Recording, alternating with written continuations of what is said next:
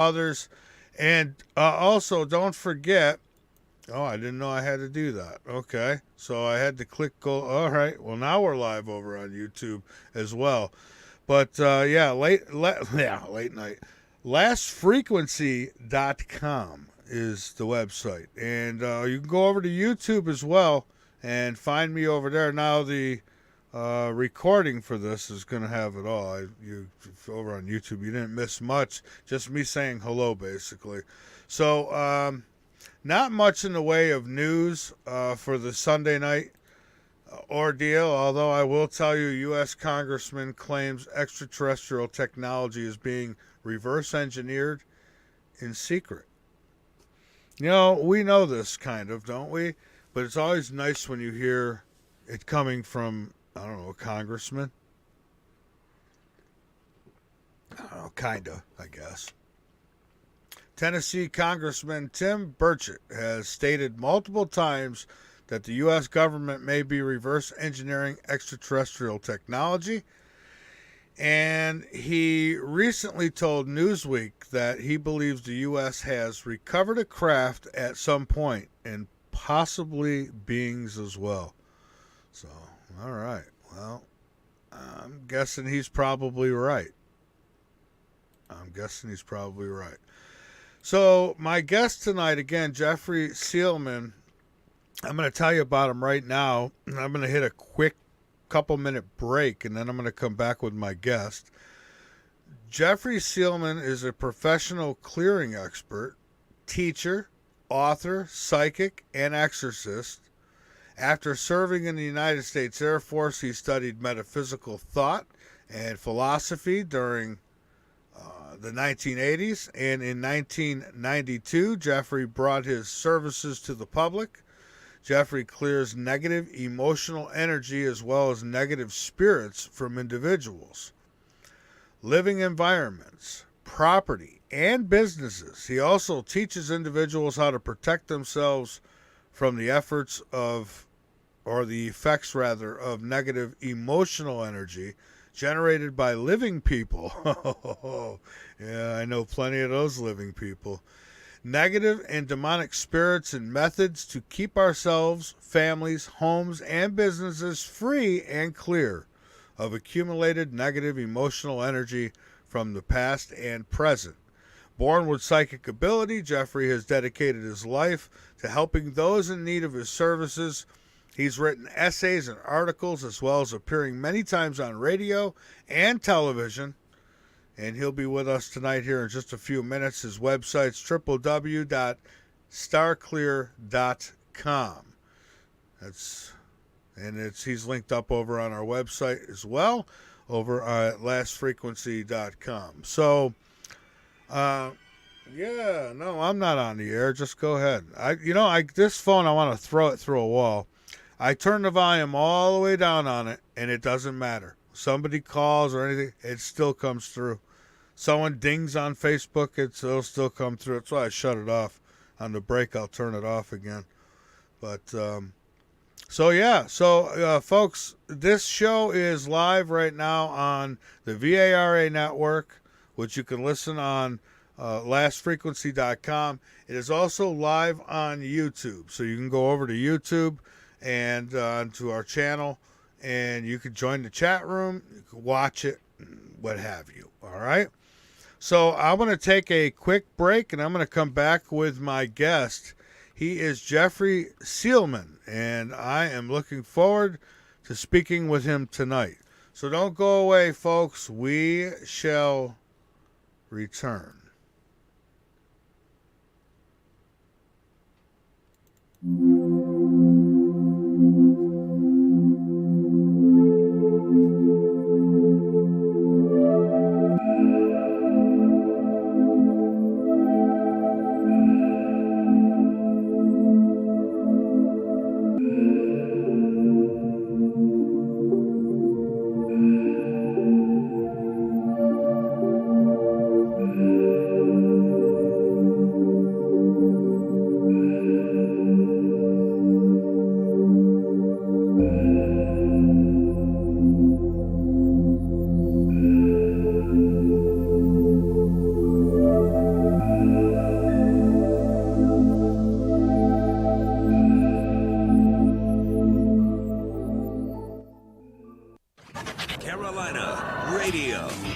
trivia. Excellent. Number one means you're always on top. Your number one radio. You're listening to the VARA Network. Hey, frequencies of all walks of life. Keep up with all things TLF Radio by joining our mailing list. Go to the bottom of the homepage and fill in the form. You'll get everything from guest info and show info and other important station-related information. So sign up now. Crazy ass bumper stickers and more. What? You heard me. Crazy ass bumper stickers and more. What? Crazy ass bumper stickers and more. What? For all your bumper sticker needs, just click on the Crazy Ass Bumper Stickers banner located at the foot of my website, www.lastfrequency.com. That's Crazy Ass Bumper Stickers and more. You're making me crazy.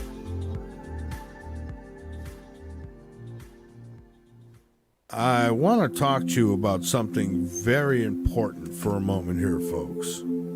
That is clean drinking water. Now, you can survive without it for about 3 days. How do you know yours is even pure? You don't, but I'll tell you what is. This is the ultimate water filtration solution. It's called Alexa Pure Pro. It is a groundbreaking, gravity-fed water filtration system that outperforms all the others for less. I personally stand behind the Alexa Pure Pro water filtration system because I use it.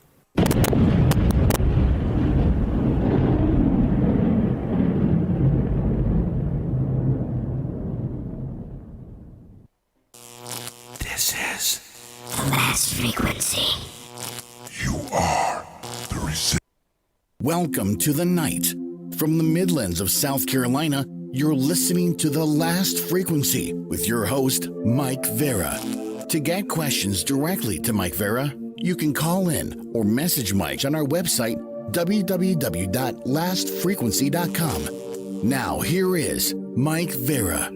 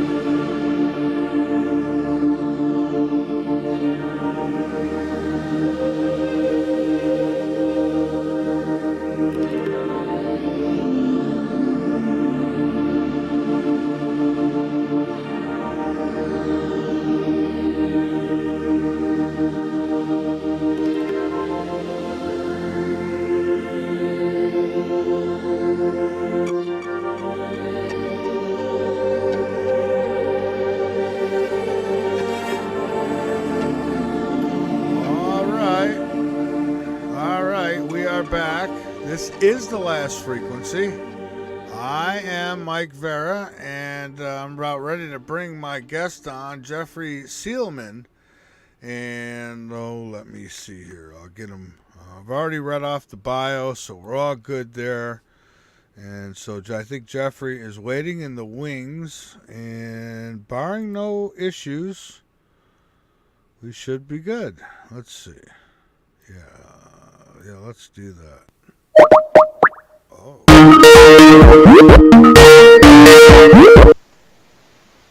Good evening, Jeffrey. How are you today? Hello, Michael. Doing okay. How are you? I'm doing just fine. It's nice to talk to you tonight. Nice to talk to you. All right. Well, listen, I've already read off your bio, and I guess we could start out with maybe I don't know how did you get into this? How did you get into doing these things that you do, especially the exorcisms and things? It sounds creepy. I was born with psychic ability, and I had lots of experiences when I was a kid back in the 1960s, and when I went to high school in the 1970s. And after high school, I left in 1978, I went into the Air Force, and I used my psychic abilities as a way of just keeping out of trouble. I didn't really do very much, like against the law or anything. It was just a matter of not getting caught doing kid stuff, and it worked. And even through the Air Force. And after I got out of the Air Force, now we're in the 1980s, I actually spent a lot of time studying life after death, spirit communication, good and evil, the nature of, all of these different subjects at different university libraries. I wasn't so much taking classes as I was, accessing the reference departments of ancient manuscripts and things that were translated into English from other languages that were very old, and I learned a few things. And about 1990, I fell into a group of people that were doing Ouija boards and things like that, and very successfully. They'd been doing Ouija boards and other things for 20 years, and a lot of them were psychics, really good ones too, and also well known. And so they were doing them very well, and I started to go to these groups, and even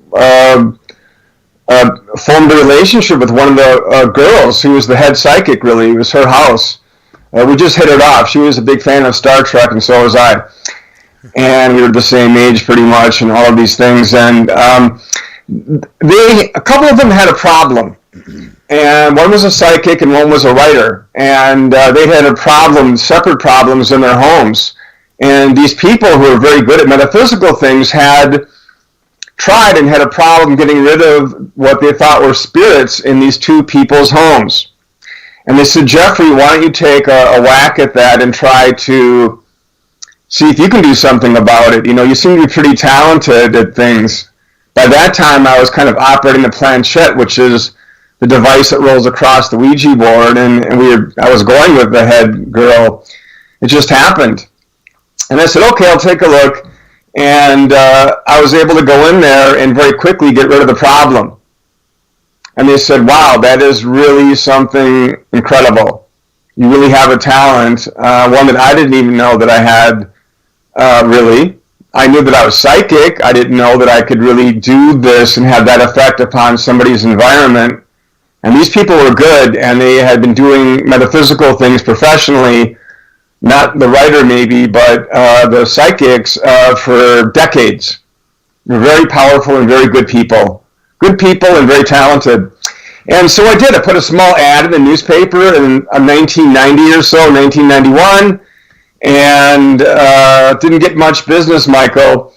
But I drew the attention of the local newspaper and ended up in a 3-page article, which drew some attention. They got a few more jobs, and then somehow the only metaphysical show on television at the time, which was called Sightings, which is on Paramount at the time, later on it'll be on the Sci-Fi Channel, they had gotten a hold of me because I had 3 young women had called me, and they were seeing shadows walk past their shower curtain and were waking up with indentations in their bed, and they had called me, and I think they were in touch with Sightings somehow, and Sightings separated us.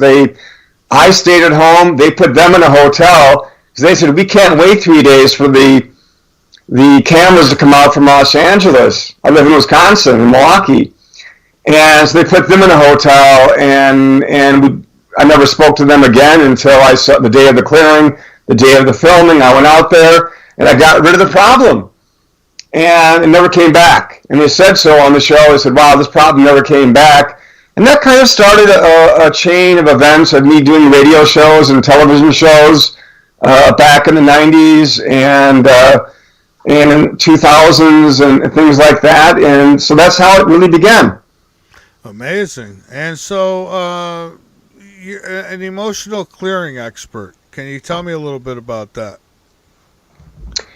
One of the things that I noticed, Michael, when I was going into people's homes, this is before the internet ever came out. Oh, good times, yeah. I know. And so that I noticed that the air was full of emotional energy, regardless if there was a spirit in there or not. Some people thought there was a spirit in their home, but there was really not. It was just full of emotional energy from past tenants and present tenants.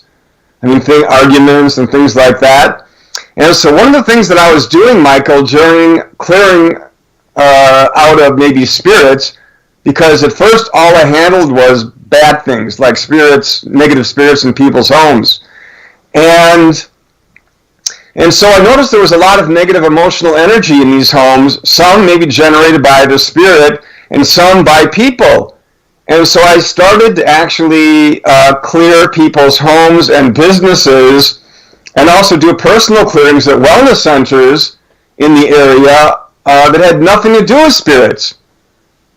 That essentially, so now I have not only part of my job as an exorcist, but also as a clearing expert, because now people are contacting me, like professional people, that had no issues with spirits and just wanted a clearing, which takes about 45 minutes or an hour.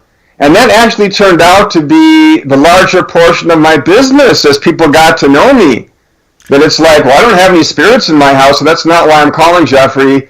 It just, we moved in, my wife and I, and it just doesn't feel really good in here. The place is clean, but it just feels weird. And we don't know what it is. And I said, well, it probably is some emotional energy from past tenants. That's the most likely scenario. So I'd end up going out to people's homes and people's businesses and just clearing out negative energy by these different methods that I used of bringing essentially energy from the other side, which means non-physical reality, and shaping it into energy that would push negative emotional energy out of people's energy fields and also out of their homes and businesses, also known as a clearing. Shaping energy, raw energy from the other side, kind of like spirits do. And then using that energy to release and push energy out of people's homes and businesses and out of people's energy fields, known as a clearing, like I said. So I was now also not only an exorcist, but also doing clearings. And some people who only wanted clearings and said, you're really great at this. I feel so much better. I was just getting this stuff again and again and again. It's not an ego thing or whatever. They would just say, wow, this really works, but you know what? This exorcism thing, it scares us. Why do you have to say you're an exorcist?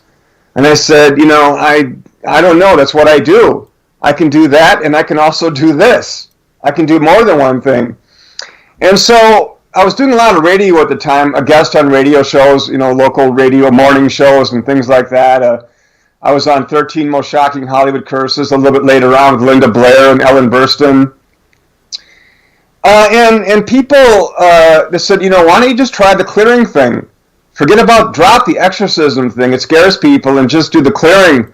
Just say you're a clearing expert. And you know what? I did enough radio shows, and I tried it. I actually took it off of my website, Michael, for a while.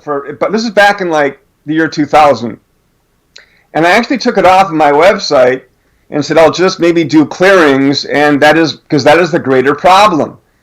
And what happened was that one day a lady called me up and said, I'm having a really bad problem. I really think there's a spirit in my home. And she gave me a rundown of all the things that were happening to her and her family. And I thought, yeah, it sounds to me like there is a spirit in your home. And she said to me, do you know anybody who can possibly handle this? I notice on your website you don't really do this. And I just was stunned. I really couldn't speak. I was like, wait a minute now. This is what my spirit guides trained me to do. I said, I'm first and foremost an exorcist and also a clearing expert. And I said, wait a minute, I can't turn these people away. I can actually get rid of spirits in people's homes. That's what I'm good at doing, besides doing clearings. The clearings came 7 years after I did exorcisms. I was clearing people's homes of negative energies anyways, just to clear their homes while I was also getting rid of the spirits. And so that I thought, you know what? I'm just going to be me. I'm not going to let people tell me what I do or that word scares them or whatever. So I actually just put both down. You know, if you have a problem with spirits, no problem. I can help. If you have just negative emotional energy in your home, I can help. And it turns out that many people have both problems going on. If there's a negative spirit in your home, you probably have a fair amount of emotional energy as well. And so I do both. I see. And does it always work? I mean, is there times when it won't work? Do the people have to believe, or do they have to? I mean, what's their part? And I mean, what do they have to do besides? No belief necessary. Does it always work? I would say no, that most of the time. I would say 98% of the time it does. There are times where it doesn't. Very often there are symbiotic relationships between people and spirits that are unhealthy. And some people develop these subconscious relationships with people who have passed on. And maybe they don't want them gone and they just think they do. They might feel that, you know, somehow in some way that they deserve to be attacked, that it's meant to be and only God can help them. There's a lot of reasons, and so there are certain people that I can't help for whatever reason, but it's a very small percentage. And yes, it usually does work. And certainly I can clear negative emotional energy out of a home, which is something that I do. And that is also a great part of my business. I would say that is 75% of Star Clear, which is the name of my business. That is 75% of the work that I do does not really revolve around anything to do with spirits. Oh, okay. And what about the psychic part of things? That must be a big helper in doing the work that you do? Not only can I see spirits when I want to, I can tell the difference between a negative spirit and a demonic spirit, which are two different kinds of spirits. And I can see negative emotional energy when I want to. I got to kind of turn on my psychic fog lights, so to speak. Yeah. But if you can see something, Michael, then you know when it's gone. So if I can see negative emotional energy, which is not conscious, but free-floating emotional energy that is usually generated by people throughout time, usually many people have lived in our apartments and condos maybe, or homes, or there's just a lot of negative emotional energy from arguments or whatever. If you can see it, if I can see it, then I can do something about it. I can apply a proper energy to it, shape that energy, and push it out until the home or the person is clear. And it's not a painful thing when I work on people. It's not an exorcism. It's just a flushing out of emotional energy. And well, what exactly consists of an exorcism if you have to go that deep into a problem? I mean, is it anything like what we see on TV? Probably not, right? Or is it? There are some examples that are relatively accurate, and there are a lot that are not. It's certainly nothing like you see in the movies. That usually spirits attack people from a distance, meaning that they throw energy and feelings and telepathic concepts and ideas that are nonverbal communication at a person in order to activate their emotional systems and make them feel worse about themselves, amplify their angers, and get them to do things that they would not normally do. And so that is the usual attack, and exorcisms are about dissolving the connection, and getting the spirit out of there and away from the person or the family And so it's a number of different things in order to perform an exorcism, and that includes clearing the environment of negative emotional energy and also the person's energy field. Say the attack is on a person, clearing their energy fields of negative emotional energy as well. That is also a part of an exorcism. So there are certain steps that have to be taken in order to do a successful exorcism. And how can you be so sure that they're not going to, I don't know, cling to you in some way? They don't want to come near me. Really? That's probably not a good idea because I know how to deal with them. In 1997, I was approached by a group of spirits. Now, I can see spirits. I've been talking to spirits since I was a little kid, and also getting information. And so one fine day, I was walking down by Lake Michigan. I lived just a couple blocks from Lake Michigan in Milwaukee, Wisconsin. And I've also lived in Las Vegas and many places. But at that time, I was living in Milwaukee, and I was walking along this path, and a spirit appeared next to me. Probably only one that I could see. You know, it's simply, these are non-physical beings, and said, Jeffrey, we've been watching you for a long time, longer than you ever might know. Because I had experiences when I was a kid. And they said, look, we think you're ready to join this organization of higher spirits that go around and help people that are in trouble. It's a large group. But we want you to think about it because it will require your entire life. Meaning that once you get into this group and start really getting into the larger jobs of really kicking bad things out of people's homes around the world, because now the internet was coming into focus just in 1997, that you're not going to get out of it. We want you to make a decision. If you're going to join this group, it's going to be for life. And we'll give you 3 days to think about it. And think hard, because it's for life. Yeah. And that's the way it is. And I did. I took 3 days, Michael.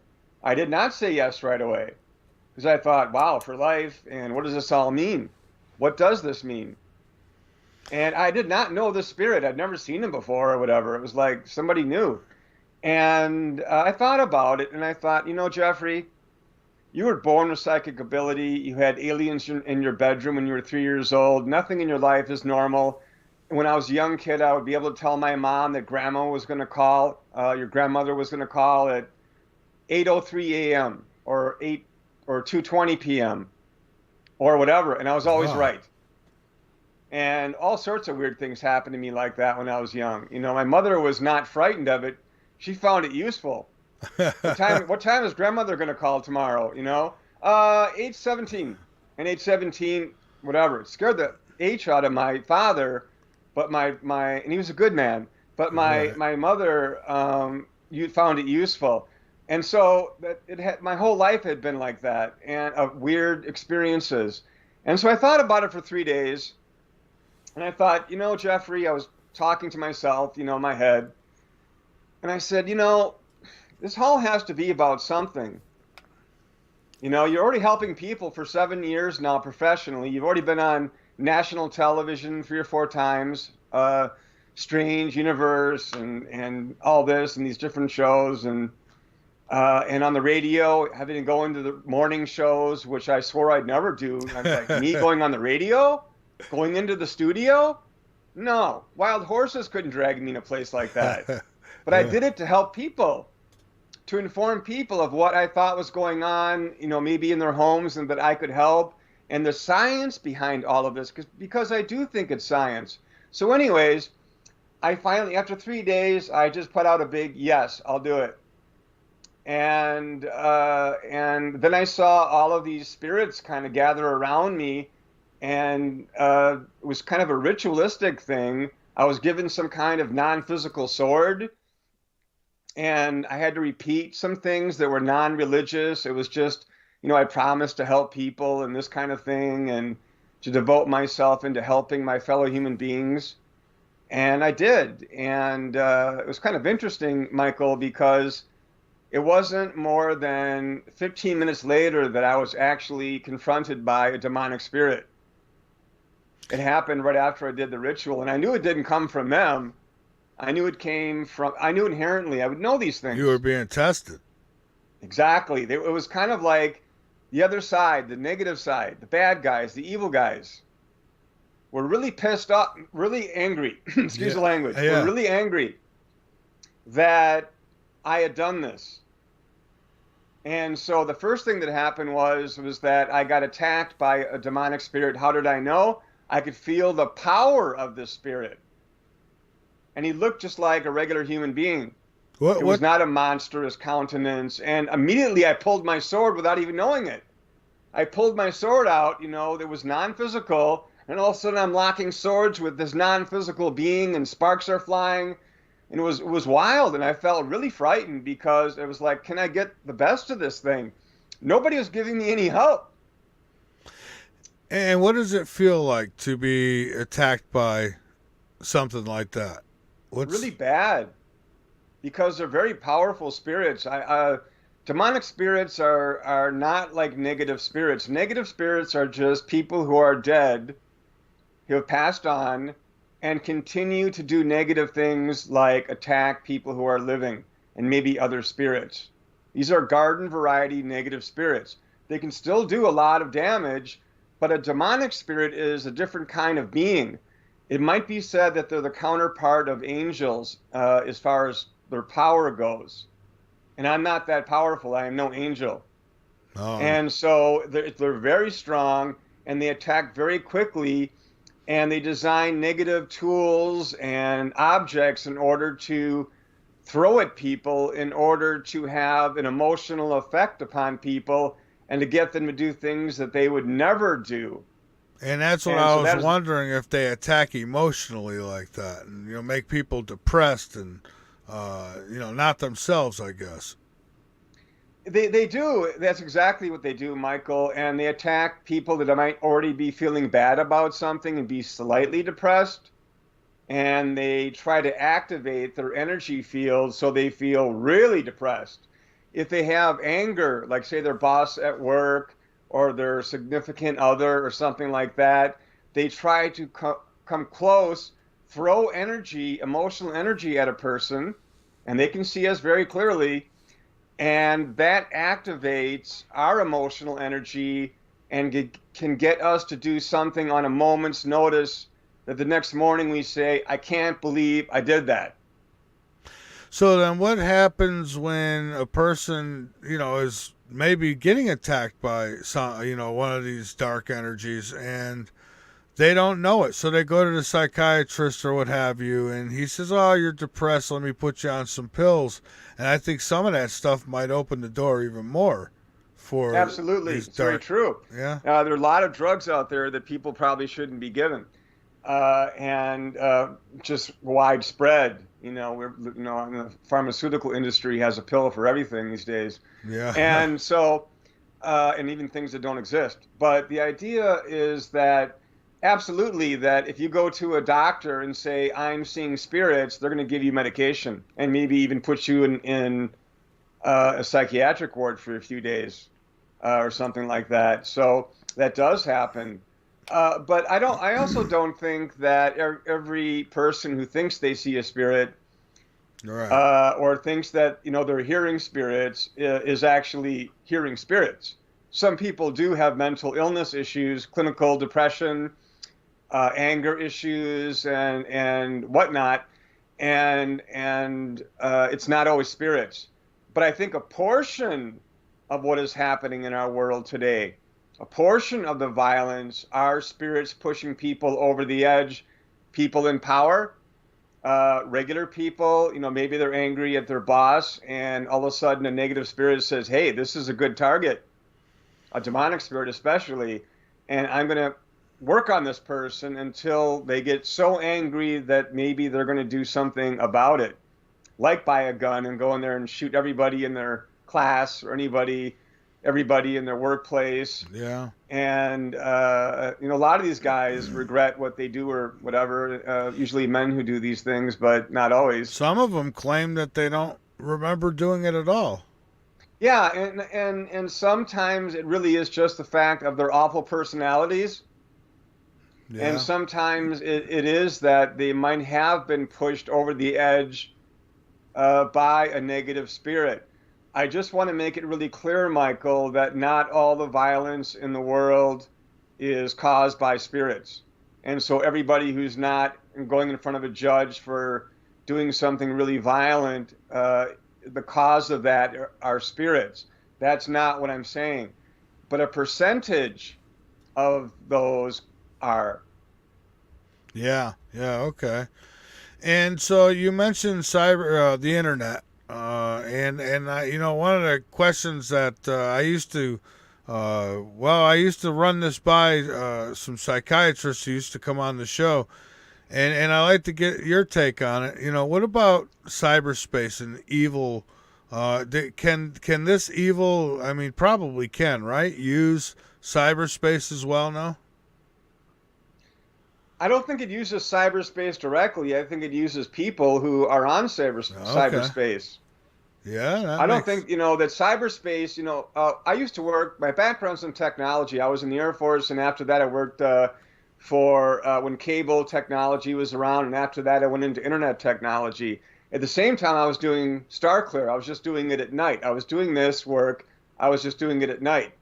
And so I was around at the beginning of the internet. The internet is a fine thing. It brought us a lot of really great things. We can get in touch with former classmates. We can, I don't have to go in line and wait for concert tickets anymore. I can take a cup of coffee and go and get a concert ticket on the internet. We can make airline reservations on the internet. Think of all the wonderful things we can do on the internet. What we're doing right now. But there's a big but here going on, my friend. A big but. That also with it came other problems. Now, when I first went to work for an internet company, I read a booklet. Everybody did, that was designed by the guy who owned and built the internet company. And the very first thing it said was, the internet is nothing more than a group of computers hooked together. Very first thing it said in this book. Brilliant. Absolutely brilliant, because it's true. And so what really is going on is now everybody is in everybody else's living room. Yeah. And that can lead to problems because now we don't know who we're talking about. Before, we actually had to face our neighbors and talk to them. And when I grew up in the 1960s and 70s, and I'll just go into this very quickly, but I was, ages 1 to 10. I was born in 1959. And so I was just 1 to 10 in the 60s and high school and all that in the 70s, a teenager. We didn't discuss religion and politics in school or with our neighbors. We had block parties. It was considered to be really bad form and really rude to talk with our neighbors about religion or politics because that went nowhere. I grew up in an area where everybody was different. And so it was more like, hey, what time does a barbecue start? I don't care what religion you belong to. You're Catholic, you're Protestant, whatever, fine. As far, as politics go, you vote for who you want to vote for. We lived by example back in the 70s.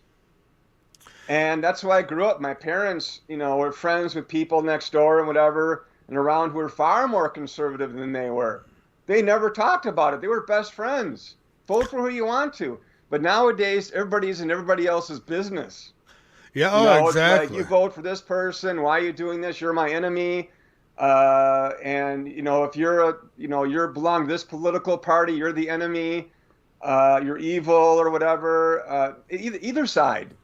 I'm not pointing fingers at any side. It's just that we're now talking to people that we don't even know. And all the information that we see on the internet is not necessarily true, but people's opinion. And then one more thing I want to say about this.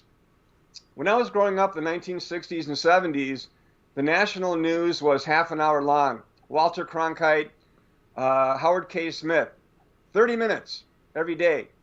And not even on weekends. Eventually, it was on Sunday nights, but 30 minutes. And then local news after that was 30 minutes. For some reason, back in the 1970s and 60s and 50s, when my parents were, younger, everybody thought that was long enough. Yeah, They gave us the rundown. This is happening around the world, and you know what? Now it's time for the Beverly Hillbillies. Exactly. Or Bewitched or something like that. It's not like 24 hours of like thinking about, politics and news. And really, if you take a look at it, they only give us bad information. It's like a death count.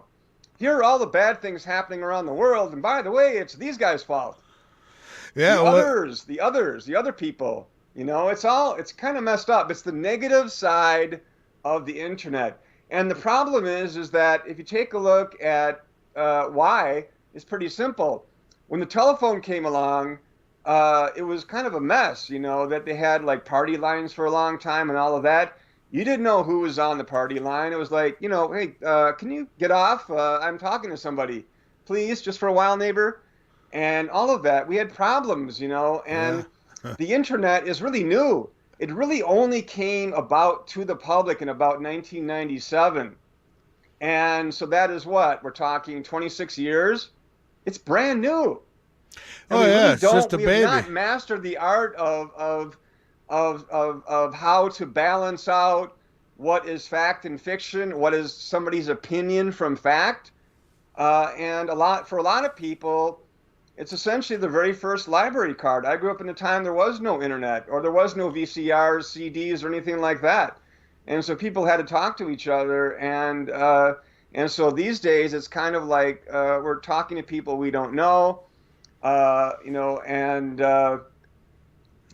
to mention, Jim Gaffigan, because his family lives here in Milwaukee, his wife's family. And one of his great jokes was so well done that he said that we take more pictures of our children today than my father ever looked at me. Yeah. And it's true.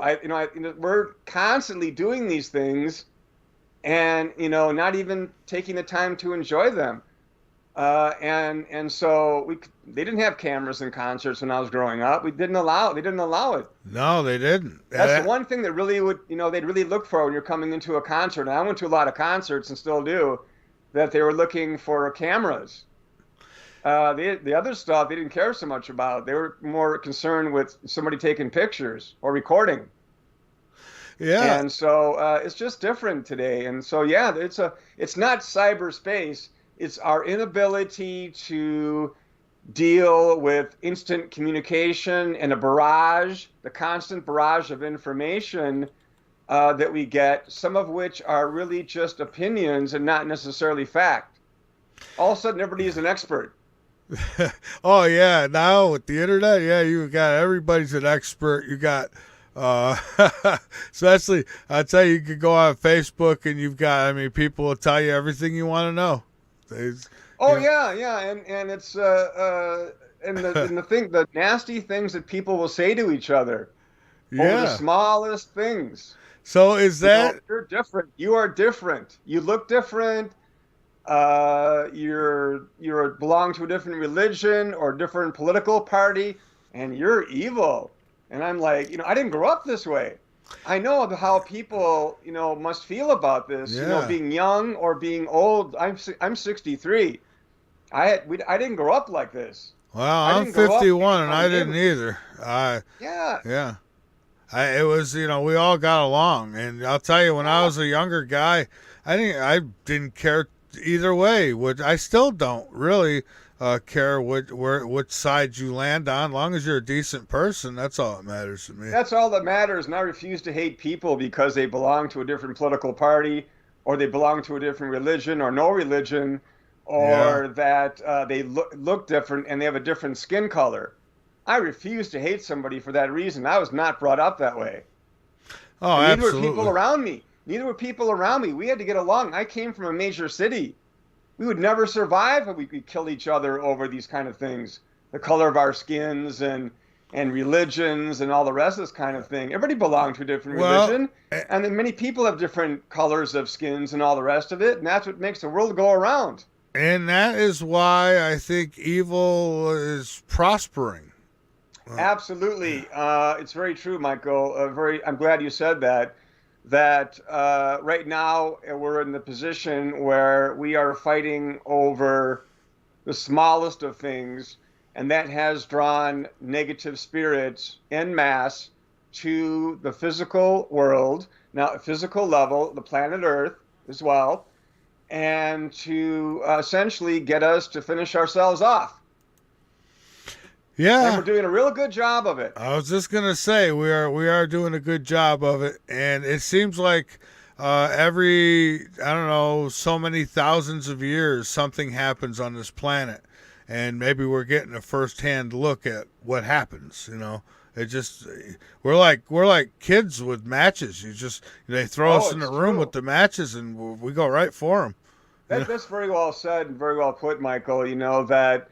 We're just not that advanced yet. 150 years ago, we were riding around on horses. Yeah. And all of a sudden, now we have technology, and we think that somehow that we're all, really advanced.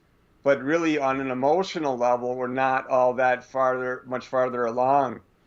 We're 150 years farther than riding horses along. Nothing to do with horses. I like horses. But we're not there yet. I'll tell you. Emotionally, we're not there yet. We're closer to going back to horse and buggy. We keep I it think up. so.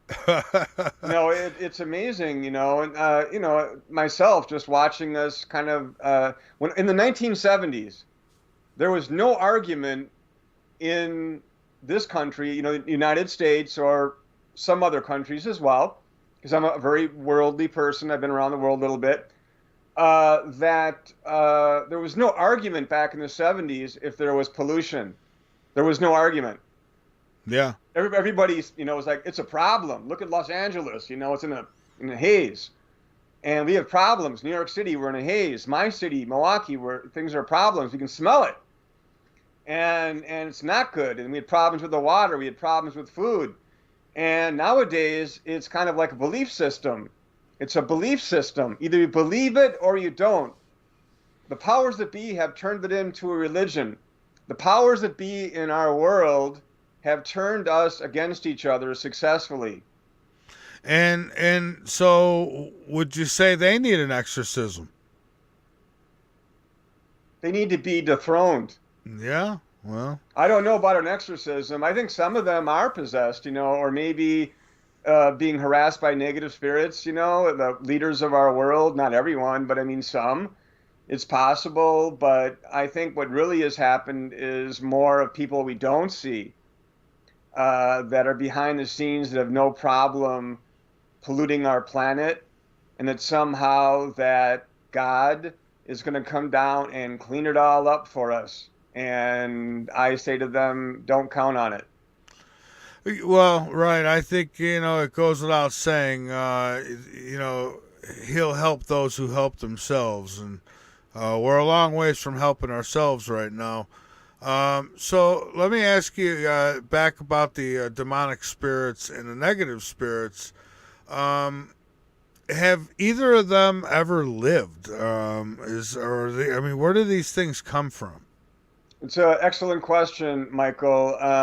Negative spirits are just people who have passed on, were probably negative in their lifetime, and now that they are on the other side, which is non-physical reality, which is also called heaven, which is a really beautiful name for it, because it really is a wonderful place, and it does exist, and it's just not a religious place necessarily. I mean, not to say there isn't religion going on, but It's not, you don't have to have a special card to get in.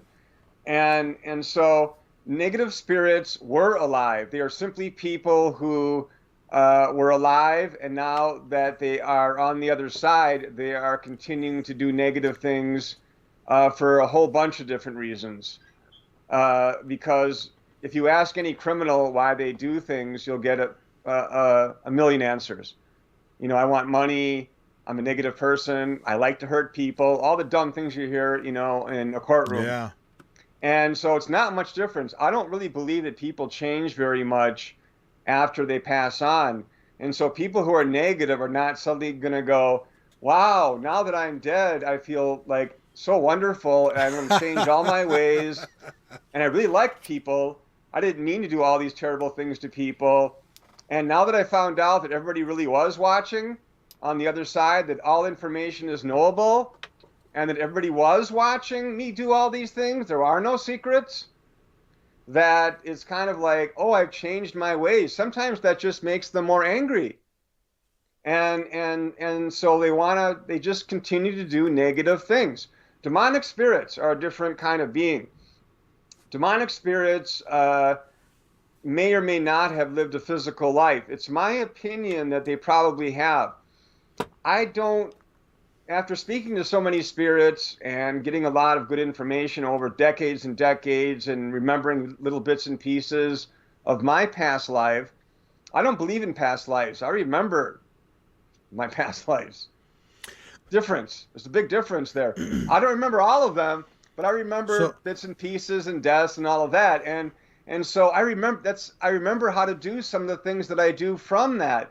And so I believe that, from all of this, that angels did not start out as angels. I do believe that there are angels. I do believe that there is a God, but also that I don't think they started out that way, meaning angels. I think they probably worked their way up just like we're doing, and through a long period of time, and they got more powerful and more powerful and more wise.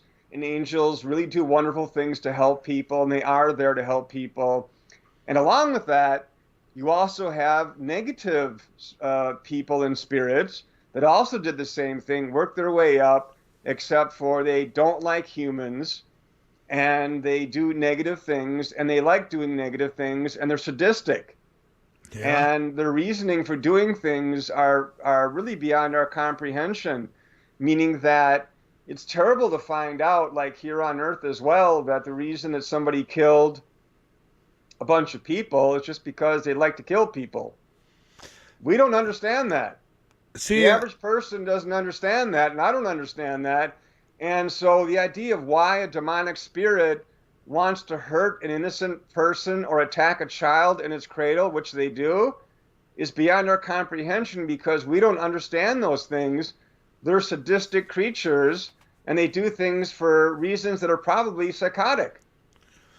Yeah, and I had a guest one time. It made sense to me. I says, why? I asked the question, why do people some people do such horrible things, the things that I couldn't even imagine doing to somebody, and I was told, well, those are people with no souls.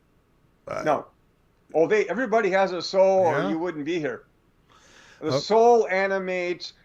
The soul, That's the power supply, isn't it? I should say, no, it's not. Oh. That essentially, your soul is you. It is everything besides your physical body. It is everything that is non-physical. One way to look at it is this. Your brain is physical, your mind is non-physical. Your emotions are non-physical. Your psychological systems are non-physical. Your soul is non-physical because your soul is indestructible. It's not a religious thing. It is held together by some kind of glue, and not literally a glue, but I mean that some kind of force. That's a better term. Force that I don't understand. I don't know everything, but it's impossible to destroy a soul, and the soul is you. So when my clients ask me, what is my soul? Is it a battery inside of me? Is it a light inside of me? Is it a piece of God? It could be a little spark of God inside of there. It could be. I don't know. But when I say, look, if you want to see your soul, go look in the mirror and look into your eyes to the person that you are. Just look in the mirror on a physical level. That is your soul. You are your soul. It is you. Oh, okay. Everything besides your non-physical body, which will drop within 100 years most likely, unless you're really, really lucky. And so most people die before they're 100 years old, so I can safely say that on our show here tonight, that when a person dies, that they're not even going to know they're dead until they see their body lying in a hospital room or on the ground or in an accident or wherever, however they die, that you would not even know that you're dead unless you looked down and saw your body. So, for me, it's not so much death that I fear, it's how I'm going to die that kind of creeps me out. Because, I don't know, you see a lot of people going in the hospital and they're in bad shape, and I mean, nobody wants to go out like that. But then I've had some tell me that those people's souls have already exited the body. Would that be true, or? Well, I guess the first thing I want to say is that the comedian, whether you like him or not, I'm just going to quote him for a second here. The comedian Woody Allen, the playwright Woody Allen, once said that I am not afraid of death. I just don't want to be there when it happens. Yeah. And so everybody doesn't want to die a painful death. Nobody does. Everybody wants to die in their sleep. I know that when Betty White, our wonderful Betty White, God rest her soul, passed on. She was the head of AARP for a long time. She's, the spokesperson anyway, that she said that I have no fear of death, but I have a fear of pain of dying. And that didn't happen to her. She died in her sleep, or she was unconscious at least. We all have that fear. Yeah. Nobody wants to be in terrible screaming pain, and they'd rather be dead than going through that. And so, when people die, they leave their physical body and they might just simply gravitate towards other spirits, which is heaven is an unlimited area. And you can create anything you want through the process of visualization by using the same energy that I'm using and shaping to do my work. So do spirits have houses? If they want to, they can create them with their minds. Do they need shelter? No. Do spirits have a body? Not really, but they generate an image that looks like they have a body. Why? Because they don't like to look like nothing. And so they generate an energy by the scientific process of using this all-pervasive energy that might come from God. Now, I don't belong to any religions, but the idea is that I don't know where this energy comes from. I don't know. I don't know everything. And so it's just there. Yeah. And also, spirits generate what looks like clothing, but is actually energy. Very few people report seeing naked spirits. They usually see spirits in robes or like some partial flowy thing, which is not really how spirits are. That's more of what's in the mind. And also they see spirits dressed very nicely. We do not lose our sense of fashion when we pass on. So we like to look good. And so we're going to generate clothing. It's not cloth. It's energy. We're going to generate maybe a white suit or a nice suit if you're a guy, or a nice dress if you're a girl, or whatever you want to wear. No judgmental stuff here. And because you're going out to function, spirits do things on the other side. They don't sit on clouds. They have concerts. They have restaurants. Is the food chicken? No. There's no such. It's not physical. It's energy, and very often used for social reasons. So they generate what looks like food, and maybe they're even eating it, but it's not. They have no innards. It's all energy.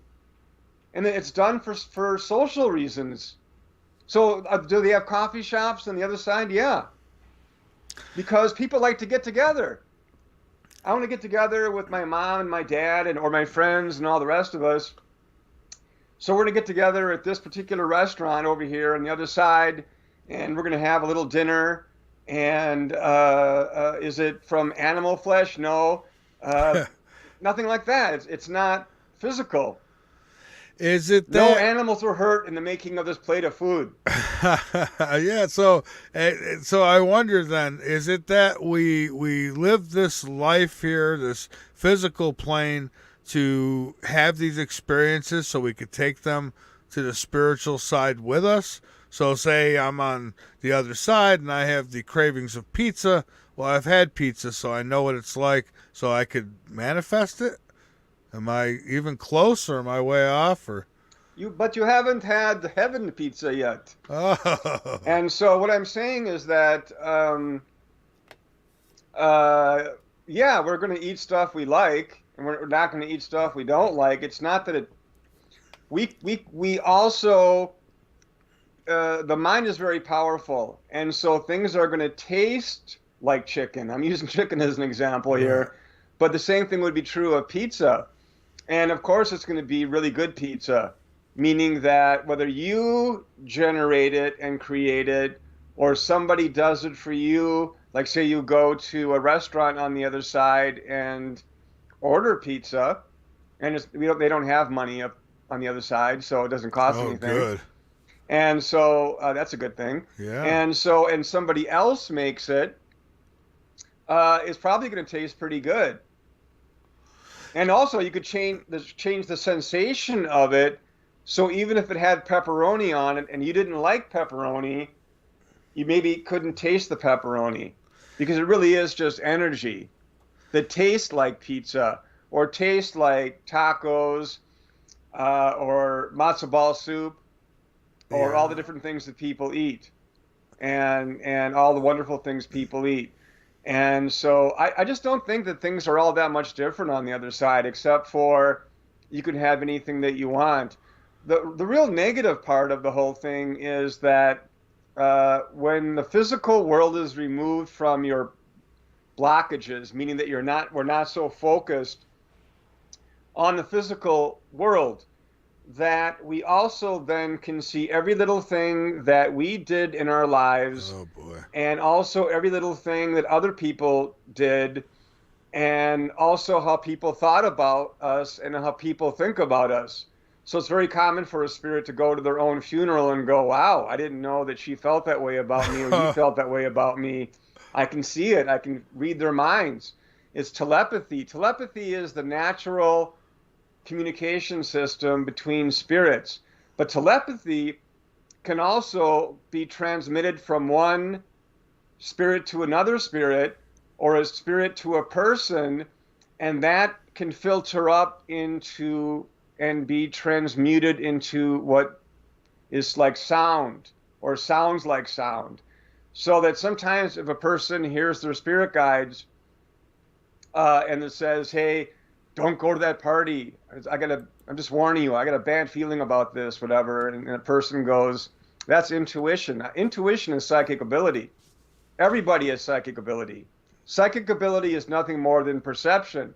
And so if your spirit guide, or many people have many spirit guides, or a loved one, you hear a voice in your head and says, you know what, don't go to that party, or don't go into that park right now. You might want to pay attention.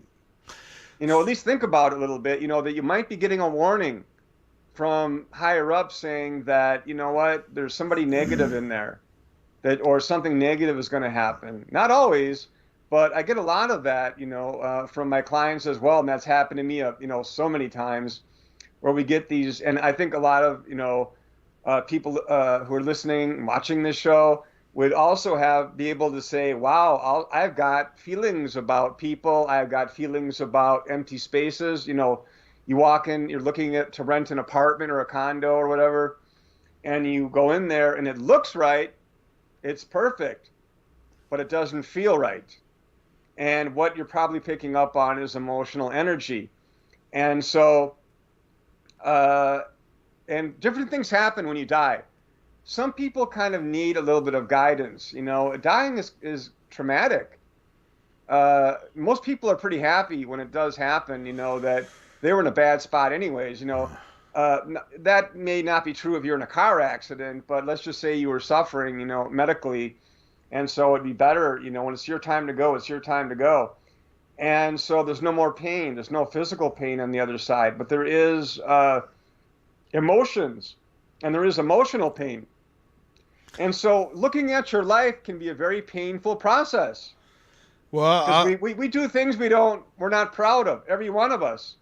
Oh, and I don't remember, when I did, I forgot about that. I really didn't I did that rotten thing when I was 8 years old or something like that. You're reminded of that. And people who think they're going to get away with crimes and murders and all these secret lives that they live are mistaken. Everybody knows. And even on a subconscious level, we know, but we can't always access it. You probably have heard of a term, the Akashic Records. It's very common in the metaphysical world. I'm more of a science guy than a metaphysical guy. And so I believe this is science. Doesn't mean there isn't a God. I think there is. You know, and a God is a spirit, a person, you know, like a personality, whatever. It's not a dry thing. And so I believe in creation and evolution, that they work together. They're not mutually exclusive. They work together hand in hand. And so things are created, and evolution also works on a physical level. Creation on a non-physical level and evolution on a physical level. And so it's a nice universe, but when people die, Michael, that sometimes they need some guidance, like because they're confused. It's like, where am I? What's going on? I see my body there, or I'm running around. You know, I think about my brother, and I got to go to my brother's house or my sister's house and say, hey, I feel fine. I'm here. You can't see me, but I'm fine. I feel fine. I know yesterday I was suffering from cancer, but you know what? I feel pretty good. Well, yeah. And so they see a beacon sometimes of light. And sometimes they'll say a hand comes out of a cloud. But these things are really beacons. Spirits don't live in the light. Sometimes I get this from a lot of psychics. I know I'm going to get a little bit of flack about this, but because I've been doing radio a long time and television, but spirits don't walk around in the light. What kind of boring stuff is that? What do you do? Walk around in life for eternity? It makes hell sound good. I mean, it's kind of like, no, I want to do some stuff. I want to have some fun. I want to do some things. That's what spirits do. They look at their lives, and sometimes it's very painful to all of us. We do things that we regret. We do things we wish that we would have done that we didn't. I could have helped those people. Yeah, see, I shouldn't have lied to those people. That's my thing too. I always says I don't want to be 80 on my deathbed and say, boy, I regret, I wish I did this or did that. So, you know, I try to do what I like. Yeah, and too much too many priests are not psychic, and they have no idea what's going on the other side, and so they make up this nonsense about, you know, you're going to sing in the heavenly choir and also walk in the streets of gold. And the first thing I say is that, well, can I sit down? Are there park benches? Yeah. Or do I just pace back and forth? Well, and also, I can't sing. I tried out for Genesis Revisited one time as a joke. I know Steve Hackett, the guitarist, and we did a joke thing before the concert. And he goes, look, I want you to sing some bars. And it was at a really beautiful theater, not in front of the audience, thank God. I met him in Berlin, Germany at one time. And then when he came to the United States touring, that he's, okay, we're doing Genesis songs tonight, and I want you to sing a Genesis song. And I sang it. I have a picture of it, and it was so horrible because I can't sing a note. I have like a radio voice, and I cannot sing a note. So I thought, the heavenly choir, I'm going to get the shoot. I start singing, you know, oh, you're so wonderful, you're so great, I'm so glad you're here. God does not need our adulation. We don't need to say how great God is. The fact is, we're the ones in trouble. God's not in trouble. We are. We're not. God is not the immature ones. We're the immature race. God doesn't need our help. We need God's help. Yeah, and badly today. So the idea of going around and sitting around God for eternity and going, oh, you're so wonderful, you're so great, you're so great. It's going to be like, excuse me, God's going to say, go help somebody else less fortunate than you. You want to help me, go help somebody else. I don't need your help. You need my help. Why don't you go help somebody else who's less fortunate than you? So what I'm saying is that it kind of goes into my own feelings, my own personal feelings about earthbound religions and the books that they write who are essentially written by men who don't know anything. Yeah. They're not psychic. These priests were not psychic. They just wrote down some nonsense about how to control people. Oh, women are helpmates of men, and everybody should be put to death. And all this, and when you die, if you don't believe in such and such, I'm going to put you down in a place where you're going to boil in oil for the rest of eternity. Well, how is boiling in oil going to affect a non-physical being? Or boiling in sulfur or whatever like that? It's all nonsense. And spirits don't remain in the same place anyway. So the idea of a spirit being sentenced to some place where they're going to be tortured forever, that's a real sick mind. Yeah, you're more likely to be tortured, for a long time, right here in this physical plane. And also tortured by what you did when you were alive, when you realized that everybody was watching. That everybody saw what you did. Whether it be small things like just stealing a car or taking some candy, or big things like murder, that everybody really knew. That everybody on the other side can see what you did clearly, and eventually everybody will know. So what happens to a person who's murdered, and so do they ever take revenge? Or it seems like some will tell on the murderer from the other side somehow, some way, and others don't. Well, for one thing, I really do believe in multiple lifetimes. I think it's God's welfare plan. Yeah. And why keep on creating people when I can use the same ones? And also, it's about growing and changing and becoming a better person through different lifetimes and dealing with problems. Like say you were an alcoholic in one lifetime or whatever, and you need to learn how to deal with not using too many chemicals or something. And so somebody like a murderer, an unrepented murderer, not just maybe somebody who did something, in the heat of the moment or something, who's not really a murderer by nature, but people out there who like to kill people and like to hurt people, they're going to be coming back down here or some other planet. I believe that there's life on all sorts of planets, and they're going to have to face lifetimes of maybe being the victim and learning what it's like to be murdered. Well, don't we all have to come? Not fun. Don't we all have to come back? Or I think that we normally do. Yeah. But I think at some point you can't learn anything more from the physical world, and you simply then eventually stay on the non-physical level. But I learned through astral traveling, which astral traveling is simply sending a portion of your mind or consciousness to a different level of consciousness. And through that, when I did a lot of this stuff back in the 1990s, Michael, I learned that there are many levels of non-physical reality. And that say, like, that angels are on a higher level, maybe a rarefied level of non-physical reality, where your average spirit like you and me are simply on a lower level of non-physical reality. And we don't necessarily know all the answers. We might find out who shot Kennedy or something. Yeah.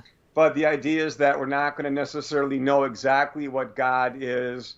I'm not even sure that the angels know exactly everything about God. That just because you're dead doesn't mean you know everything or everything comes to you.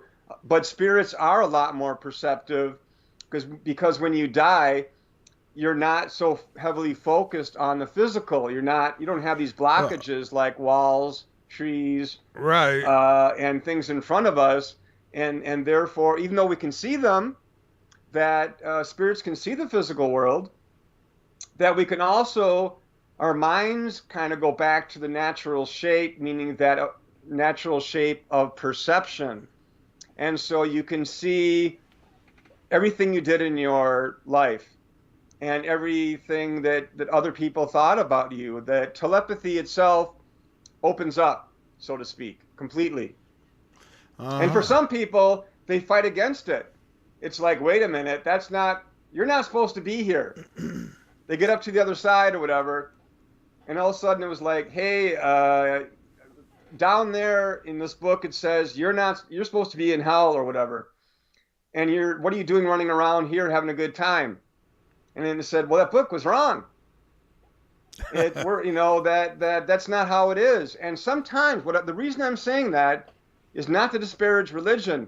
The reason I'm saying that is that is one thing that upsets people and makes them feel that they got cheated in life, and can even throw people over the edge and get them to say, oh, to H with it, and I'm gonna, bother people. I hate this place. That this is not what I wanted. I was told that you were not going to be here because you are a different color, a different religion, or a different sexuality, or a different whatever, that you are not going to be here, and that is simply not true. And the one thing that I've heard that phrase often is, well, he knows everything now. It's because he's died. And no, probably not. But the one thing that you will know is that there is life after death. You'll know that for sure.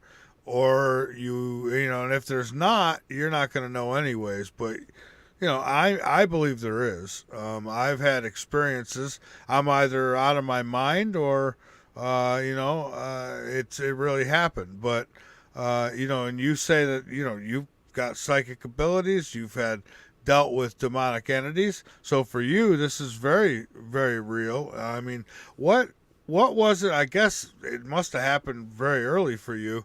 What was it that really put it in stone for you that, life after death is real? I mean, was it the dark entities, the psychic abilities? What was it that really triggered it for you? Let me explain to you number one, I saw spirits when I was a kid, and they weren't physical. When I was in classrooms, when I was a little kid. And so I don't know what they were. I didn't know what they were, but I figured that they were probably some kind of either from another dimension or something, or spirit. But I'll tell you something that happened to me, and maybe this was just one. This kind of started sort of a process of things before even my business was around. I was in a university library in 1987, and I was reading. I don't sleep when I'm sitting up. I can't even sleep on an airplane or a train. And I never have. I fly over to Europe all the time, and I can't sleep. I never could. And so I just can't sleep sitting up. So I wanted the audience to know that, so nobody thinks I was sleeping. I was actually reading a book, and all of a sudden I was somewhere else. And I figured it was my spirit guides or something that had put this into my mind. I was having an experience. I was sitting in an alcove by myself in a library. And the next moment, I'm in a car. I'm in a truck, actually, because I looked up at the ceiling, and I'm sitting next to a guy driving. I look up at the ceiling, and it's a real high ceiling. So I thought it was like, this is probably some kind of old truck. This all happened like rather quickly within a span of like a number of minutes. And I looked over at this person who was driving, and he looked very different than me. And all of a sudden, my vision changed. It was like somebody actually took me and put me in front of this person. And I looked into this person's eyes, and I thought, this is me. I didn't look like me. Different color eyes, different color hair, different age, maybe 19 years old. And I had to be, 1987, I don't know, 27 years old. And this does not look like me, but this is me, I felt. I said, I knew in my mind, in my heart, this was me. And all of a sudden, bang. And I saw this person, he hit his head on part of the car, or part of the truck. And all of a sudden, I and this person at the same time are rolling down this road. Rolling down this road. And the next thing I remember is that I'm looking down at this body in the road, and I'm about 50 to 25 feet. For those listening in other countries, let's say, 15 meters or so. And above, not only away, but above, I had essentially rolled out of my own body. And I looked down, and I saw the truck, which looked like something from maybe the 1930s, like a truck from the 1930s or early 40s. I'm not an expert in automobiles.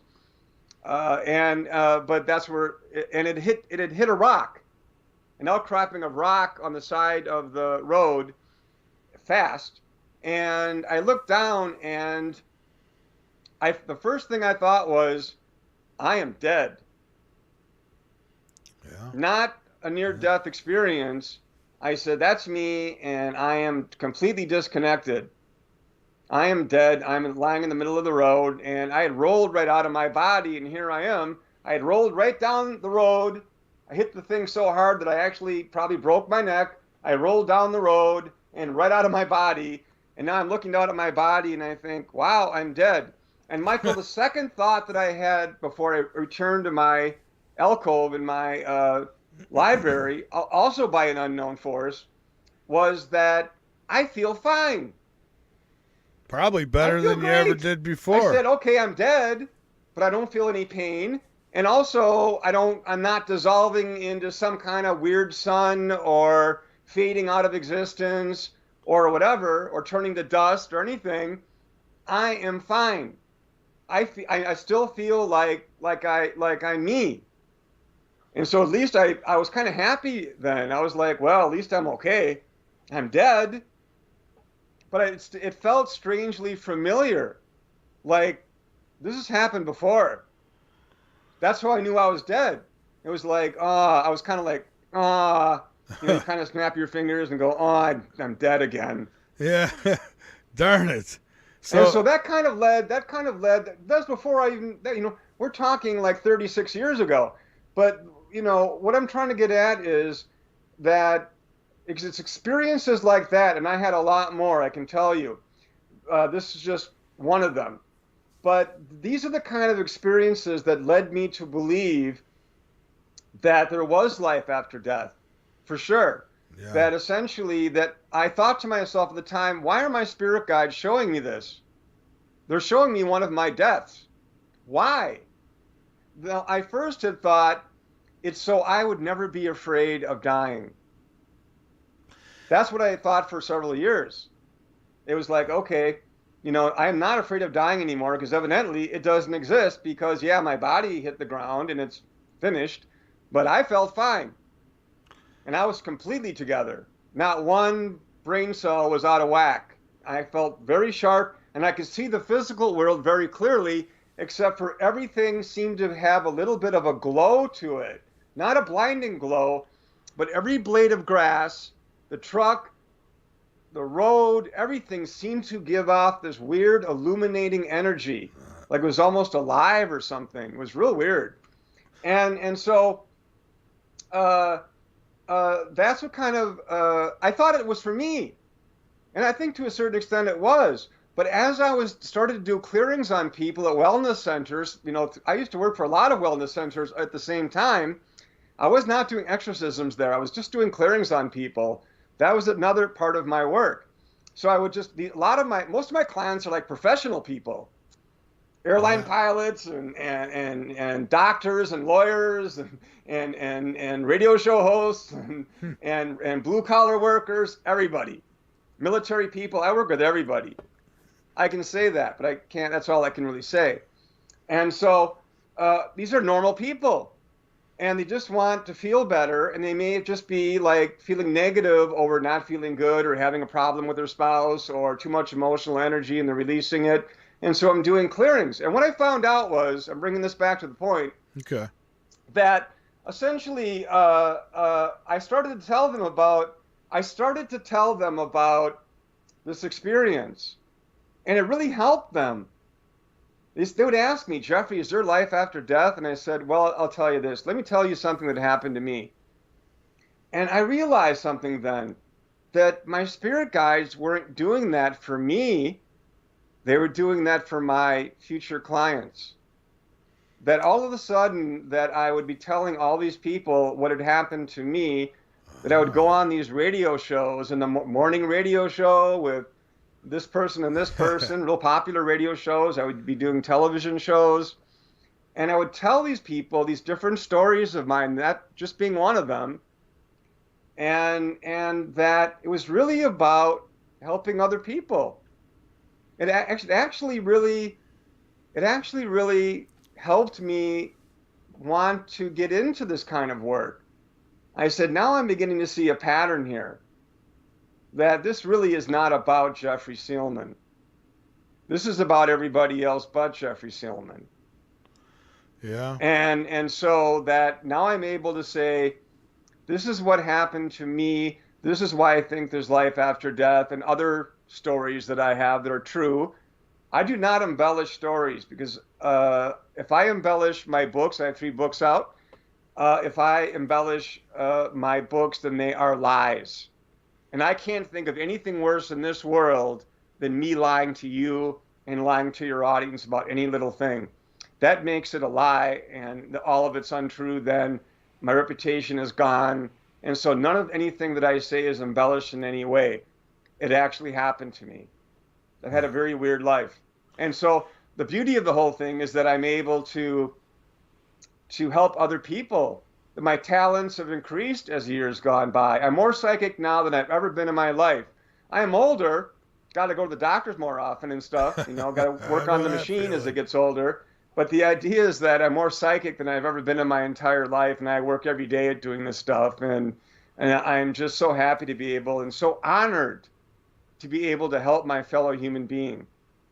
That is the greatest gift that I could ever be given, and the greatest talent that I ever earned and acquired was the ability to help my fellow human being. And I think a lot of people out there feel the same way. Yeah. Whether you pick up garbage in the morning, whether you're a waitress, whether you're in government, whether you're doing this, all part of helping other people. I can't do that. People who cut hair, I can't cut hair. I think, God, you have a talent. You have a talent. And it's like, we really don't give each other enough credit. Each of us has these different kind of talents. A waitress, I tried being a busboy. I poured coffee over the whole table. It was a one-day job. And it's a talent to be able to sit there and go, here's your coffee. And I'm amazed at these things. Oh, yeah. Nothing but respect. I see them walking with these trays in their hand, and they've got all this stuff on it. And it'd be a mess if it was me. An absolute mess. I tip very well, because I think I couldn't, I carry a tray, it's going over. Yeah. I even carried it with 2 hands. I would trip over something, I get a little nervous serving people. It's not that I don't mind serving people. I like serving people, but the idea is that I couldn't do it because I just am not steady enough. I'm hyperactive. I'm not particularly real poised necessarily. Yeah. It's not my talent, It's a talent to pour coffee. It's a talent to ask people what they want for dinner. It is a talent to be able to pick up garbage, to sweep the streets, to do anything. It just amazes me. It's so disappointing to me how we are fighting with each other when we should be looking out for each other in 2023. I agree. It's the disappointment of my life. I grew up in the 60s during the Vietnam War. I kind of thought that stuff was kind of over with. And it looks like we're back for round 2 here in a worse way. Yeah, absolutely. Talking about life forces, what about I've had some people tell me, they say they're psychic, and they've come on and said, oh, no, I actually had a psychic tell me animals don't have souls, bugs don't have souls. Don't all living things have that spark of life in them? Nothing could be alive without a soul. Nothing could be alive without a soul.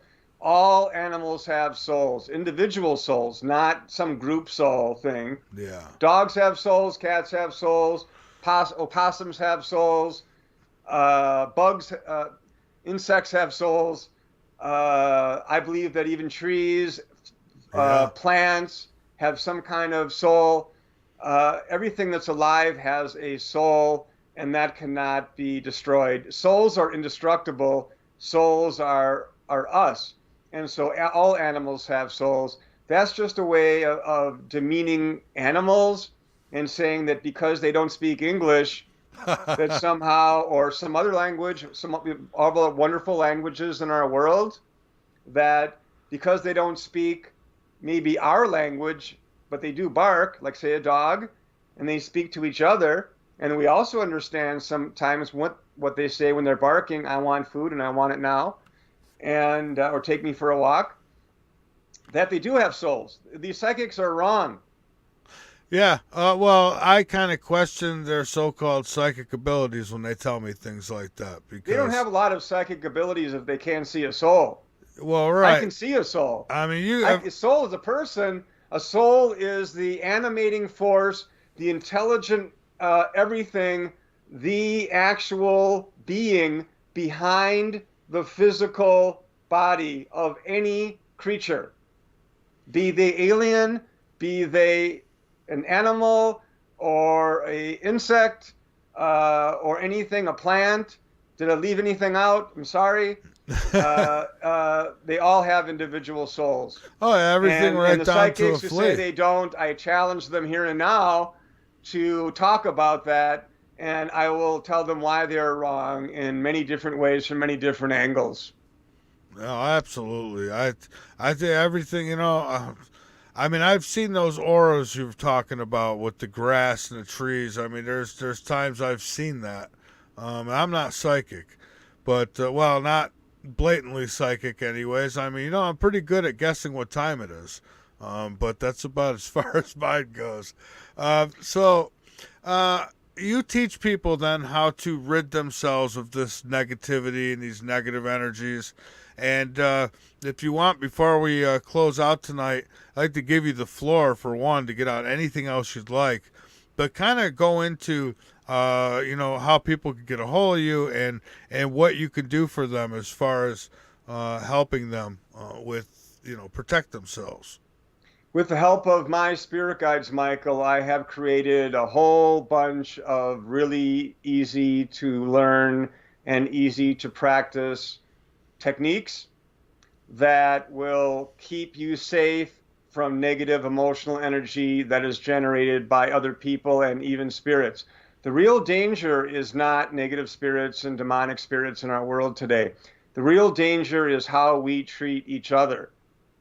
When people are thinking in a negative way or positive way about people, we're actually throwing them sort of an energy communication system. It kind of looks like a bit like a laser beam visually to me, but it acts more like a pneumatic tube at a bank, meaning that emotional energy travels through this tube.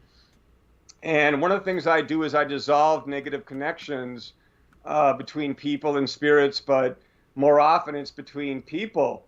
And so the techniques that I teach can be brought up in 3 seconds to 5 seconds flat.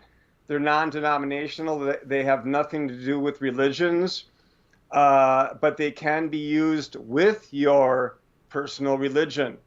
So you can actually add them on. I have also developed audio lessons, and I have 3 audio books available on my website and on Amazon as well. At least one of my first ones on Amazon, which is really good. But a lot of my books are more workbooks.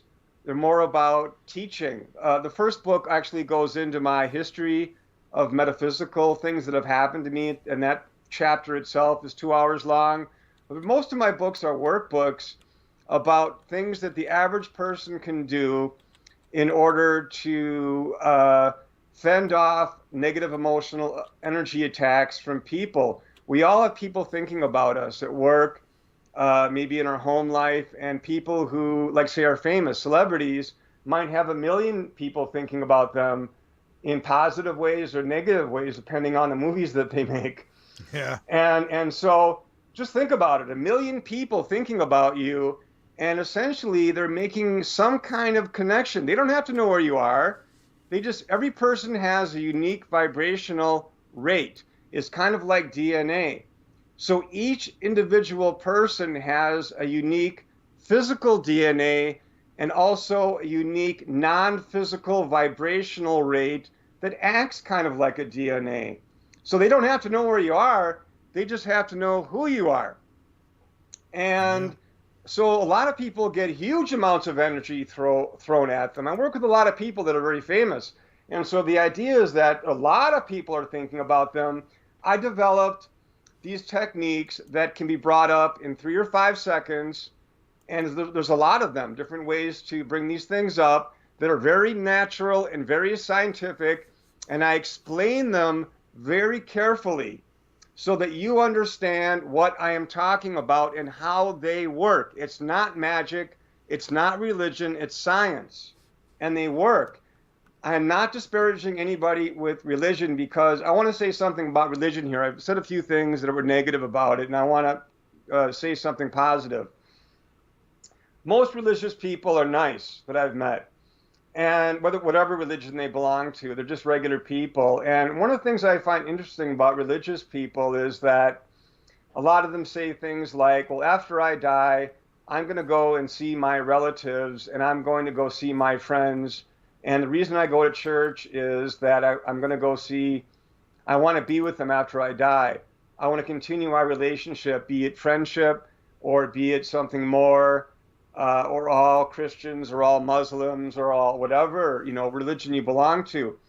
I've got really good news for you. That's going to happen. You're going to see your loved ones after you die. You're going to see your friends. You're going to see your friends from church after you die. That is going to happen. So what I'm saying is that you're right. That part of it is right. Be happy. Be happy about that. But don't be angry. And don't say that, that somehow that just because these people are different and you don't agree with their lifestyle or something, that they don't deserve to be in heaven after they die. Because you're going to be disappointed when you see that they're there. Maybe you'll say, hey, I'm wrong. But most people don't go, wow, I was wrong. Well, you feel They get differently, angry, you think, So, about people? Would you feel differently, you think, about people you may not like in this lifetime? And then, you get on the other side. I guess you said earlier we don't feel any different. So I guess we still be hateful then, some of us. it's a place where we can also make amends with people. Okay. Because now that we can see how they truly felt, we might realize that maybe they weren't feeling so good. Maybe they were angry about their lives, and the reason they were cruel to people. I'm not talking about murderers.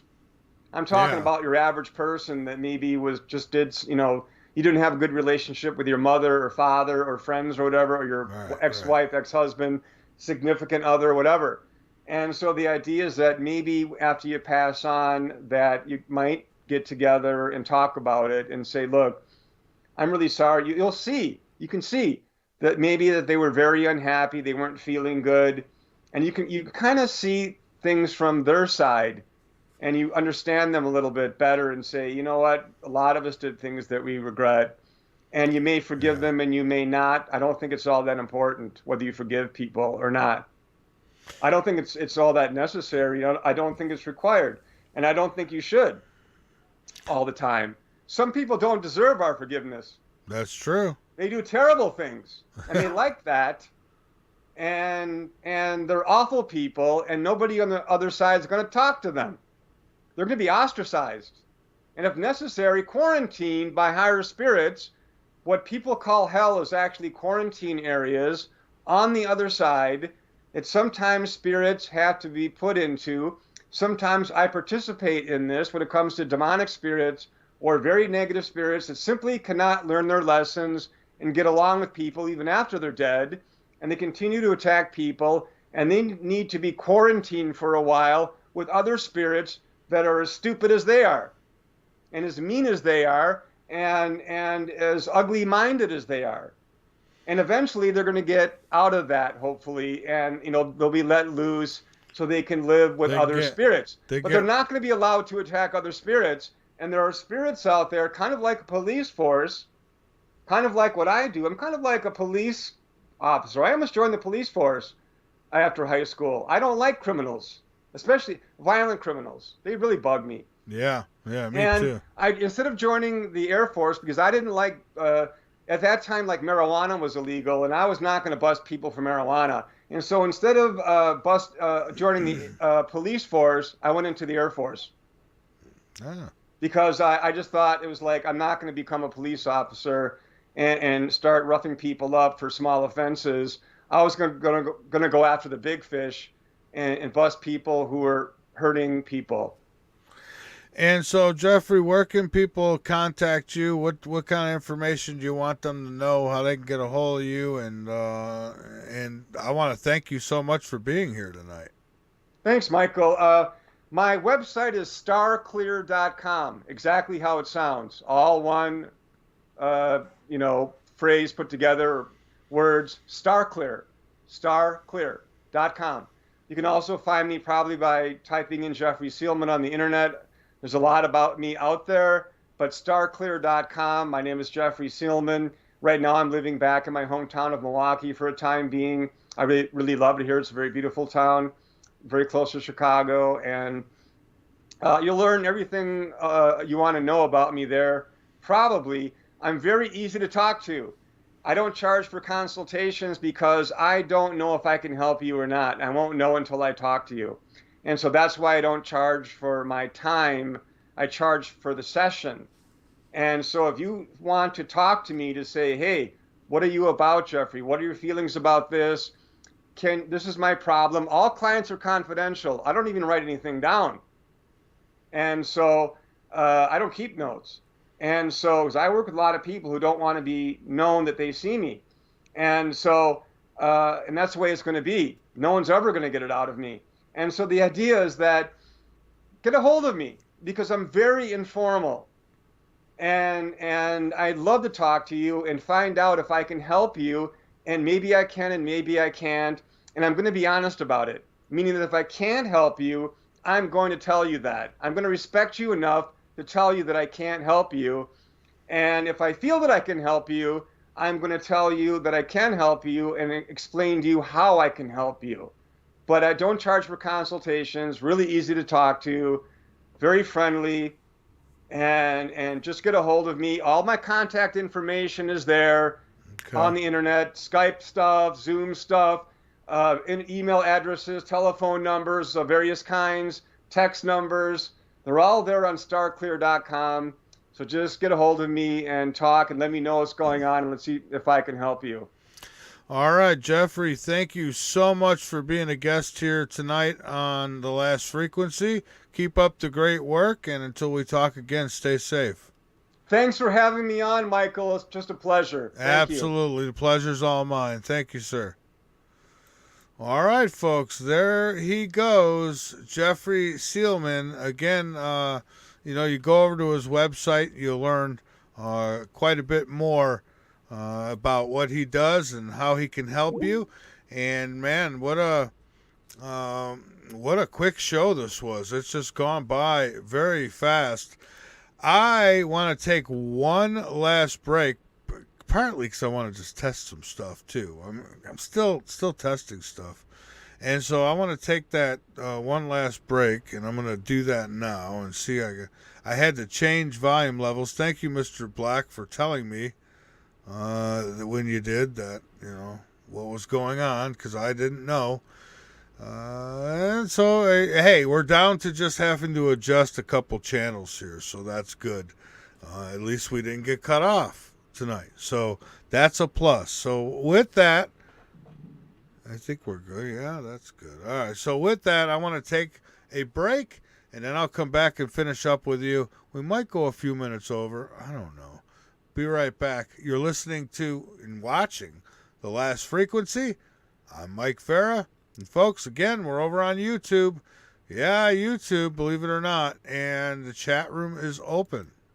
So have at it. We'll be right back.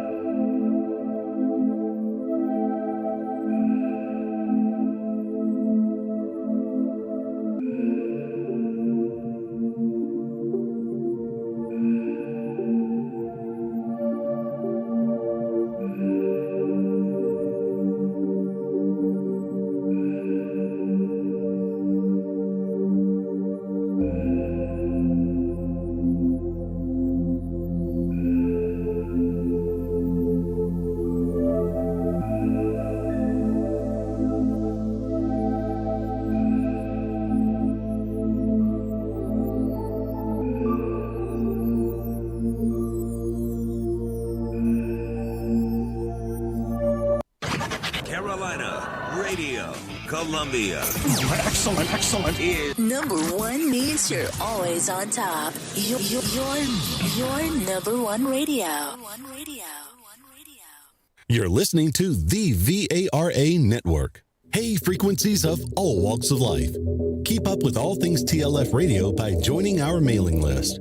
Go to the bottom of the homepage and fill in the form. You'll get everything from guest info and show info and other important station-related information. So sign up now.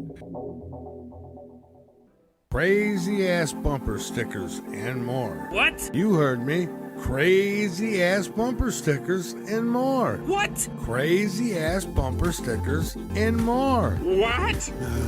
For all your bumper sticker needs, just click on the Crazy Ass Bumper Stickers banner located at the foot of my website, www.lastfrequency.com. That's Crazy Ass Bumper Stickers and more. You're making me crazy.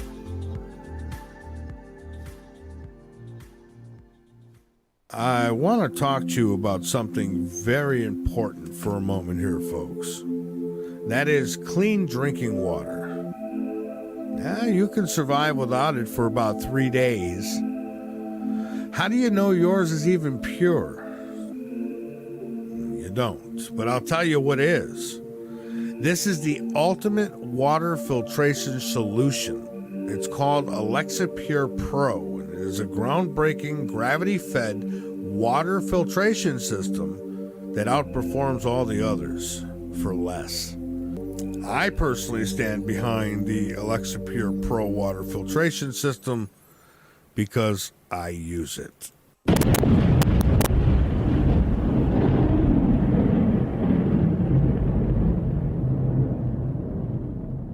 Welcome to the night. From the Midlands of South Carolina, you're listening to The Last Frequency with your host, Mike Vara. To get questions directly to Mike Vara, you can call in or message Mike on our website, www.lastfrequency.com. Now, here is Mike Vara.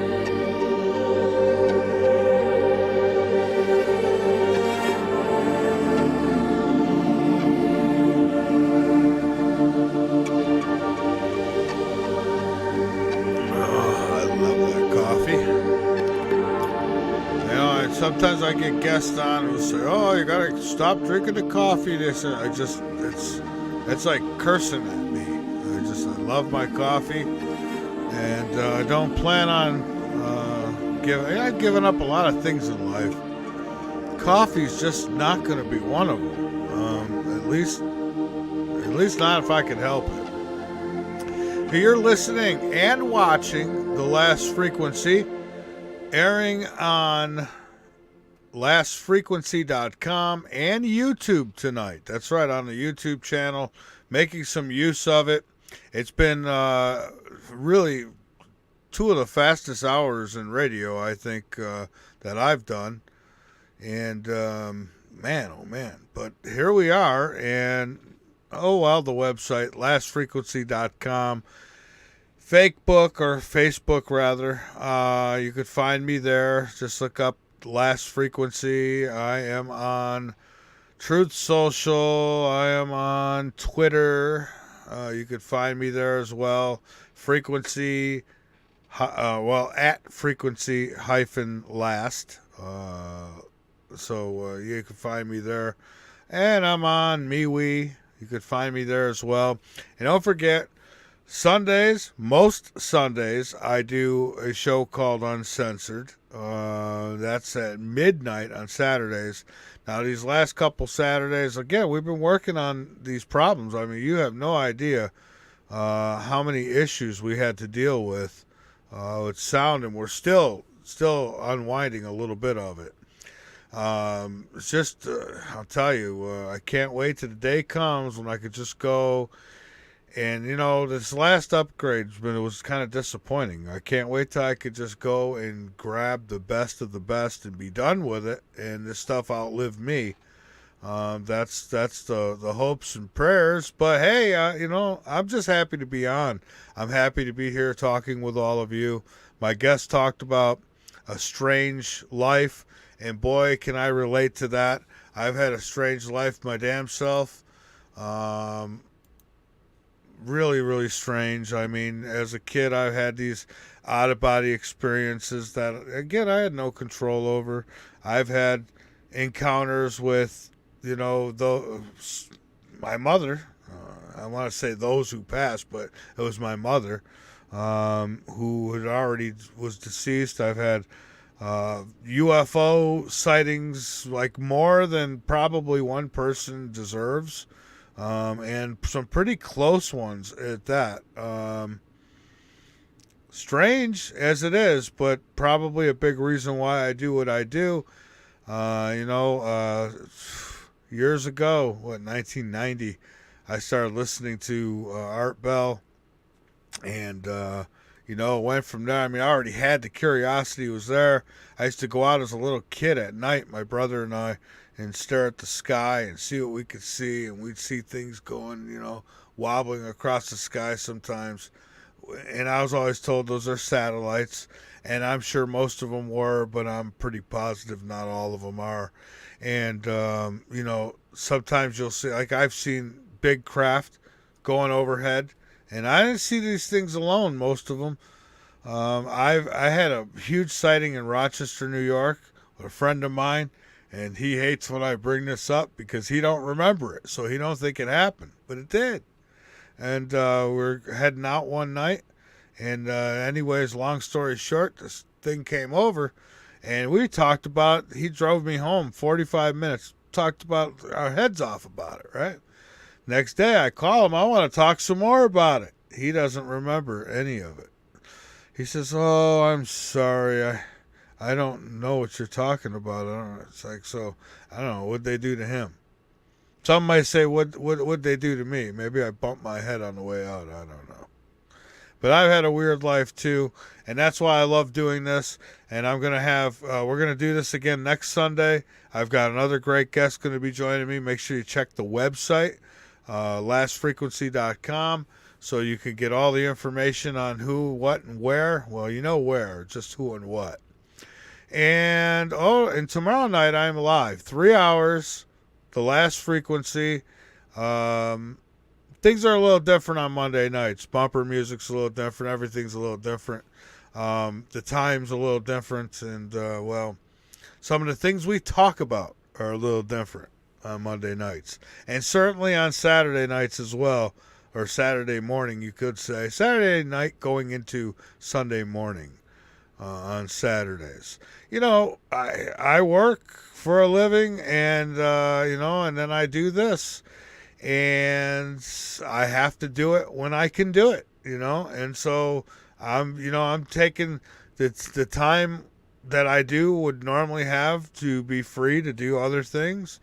I'm putting this ahead of that because I just love it. It's in my blood. I've sacrificed a lot to do this, believe me.